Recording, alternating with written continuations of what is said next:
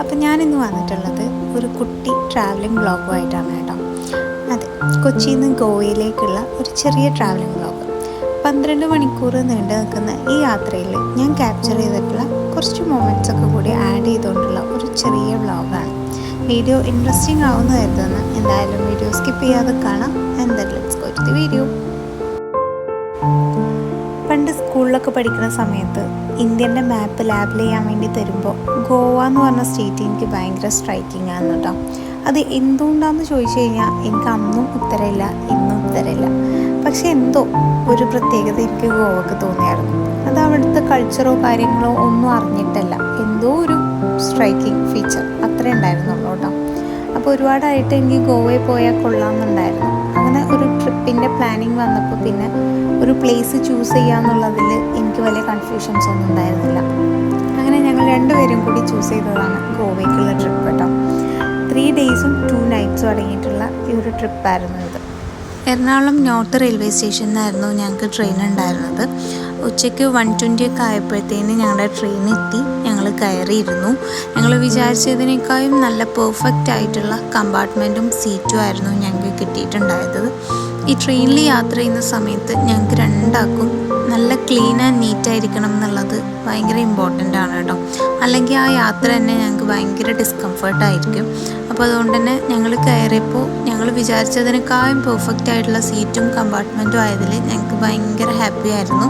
ഞങ്ങൾ നല്ല കംഫർട്ടും ആയിരുന്നു. പിന്നെ ഇത്രയും നീണ്ടു നിൽക്കുന്ന യാത്ര ആയതുകൊണ്ട് തന്നെ ബോറടി ഉണ്ടാവുന്നത് നല്ല ഉറപ്പായിരുന്നു. അതുകൊണ്ട് ഞങ്ങൾ കുറച്ച് ചിപ്സും കാര്യങ്ങളൊക്കെ കയ്യിൽ കരുതിയിട്ടുണ്ടായിരുന്നു. പിന്നെ കുറേ സിനിമ ഒക്കെ കണ്ടു, പിന്നെ സംസാരിച്ചിരുന്നു, വീഡിയോ ഫോട്ടോ ഒക്കെ എടുത്ത് അങ്ങനെ സമയം പോയി. രാത്രിയായിട്ടുണ്ടായി. പിന്നെ എല്ലാവരും ഫുഡൊക്കെ വാങ്ങിച്ച് ഇങ്ങനെ കഴിക്കാനും കാര്യങ്ങളൊക്കെ തുടങ്ങി. ഈ ട്രെയിനിൽ നിന്നുള്ള ഫുഡിനോട് ഞങ്ങൾക്ക് രണ്ടുപേർക്കും വലിയ താല്പര്യമില്ലാത്തതുകൊണ്ട് രാത്രി കഴിക്കാൻ വേണ്ടിയിട്ട് ഞങ്ങൾ ഫുഡ് കരുതിയിട്ടുണ്ടായിരുന്നു. അതൊക്കെ കഴിച്ച് ഒരു ചായയൊക്കെ കുടിച്ച് ഇങ്ങനെ റെസ്റ്റ് എടുക്കും.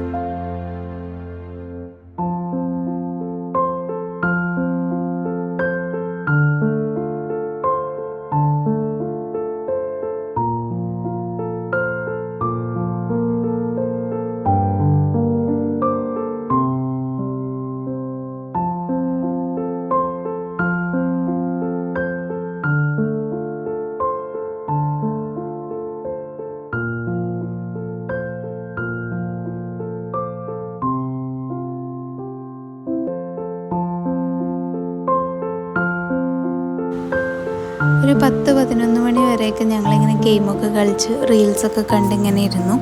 പിന്നെ എപ്പോഴോ അറിയാതെ ഒന്ന് ഉറങ്ങിപ്പോയിട്ടുണ്ടായിരുന്നു. പിന്നെ എണീക്കുന്നത് പുലർച്ചെ 1 മണിയൊക്കെ ആയപ്പോഴാണ്. ആ സമയം ആയപ്പോഴത്തേന് നമ്മുടെ കമ്പാർട്ട്മെൻറ്റിലുണ്ടായിരുന്ന മിക്ക പേരും ഇറങ്ങിയിട്ടുണ്ടായിരുന്നു. ഞങ്ങൾ കുറച്ച് പേര് മാത്രമേ ഉണ്ടായിട്ടുണ്ടായുള്ളൂ.